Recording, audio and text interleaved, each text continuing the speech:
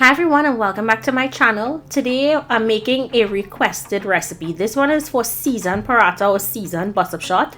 Now Dhalpuri Roti on Instagram recently made this and posted it to her Instagram page, and my followers were asking me if I could recreate it. So here's my take for this recipe. I'm starting with garlic, shadow beni leaves, scotch bonnet and pimento peppers. You're going to place that in a processor and process until it's very, very fine. Once it's to that consistency, set it aside.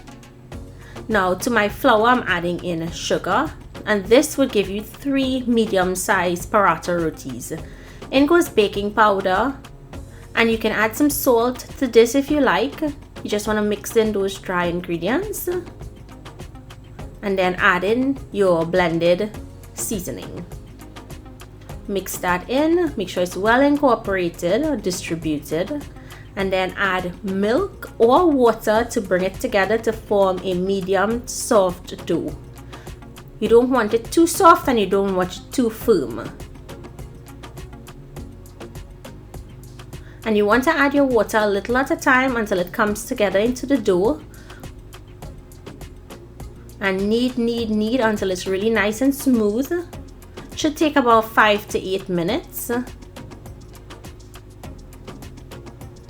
Now once it's done, you'll go ahead and spritz it with a little bit of oil and then cover and set aside to rest for 10 minutes. Let's make the filling. So you're going to mix butter and vegetable shortening and set that aside. You can use ghee, all butter, all vegetable shortening, whatever you like. This is just my preferred way. Once the dough is finished resting, you're going to break it into 3 medium-sized balls, or you can make 5 smaller parathas with this recipe. So it will be more of an individual serving. Next, you're going to roll out each of the dough ball. Make sure and flour your surface so it does not stick. You don't have to open it out huge, you just want to open it out big enough where you can spread that butter mixture, sprinkle with a little flour, and then we're going to cut from the center, come out, and roll it into a cone.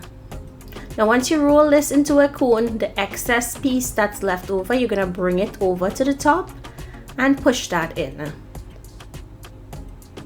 Then sit the cone upright and push in on that top tip. And that's 1 paratha roti that you rolled. So now I'm going to do the rest, and once you're finished, you're going to cover it with a damp paper towel and a tea towel and allow it to rest for 4 hours minimum. The longer it rests, the softer it's going to be. So once it's finished resting, you can go ahead and start rolling out your dough balls. Now you'll notice when I start to roll out this first one, it's not going to be a perfect circle, and I wanted to show you guys this one because some of you tell me, Natasha, when I roll it out, it bursts up, it doesn't always roll out perfectly. And I always tell you guys it's okay. As long as it cooks and it tastes delicious, that's all that matters. It's going to get burst up in any case, so you don't have to have it perfectly round. So you want to open out pretty thin, and then to a tower or griddle on medium-low heat, you're going to place your roti, allow it to cook for a couple of seconds on one side, and then you flip it over and allow it to cook on the other side. You would want to brush lightly with some oil of your choice. I'm using avocado oil, and then toss again or turn again, and then just brush lightly with oil on this side. And you want to make sure that your ends are cooking, and then once it's cooked, you're going to fluff it up like this by beating it in between the 2 dabblers, and you have your nice soft silky buttershot shot. Now I like my roti nice and soft like this. My husband likes it crisp. So if you're making it crisp, you have to eat it right away, otherwise it will get stiff. And you see how brown some of the pieces are because I browned them up especially for my hubby.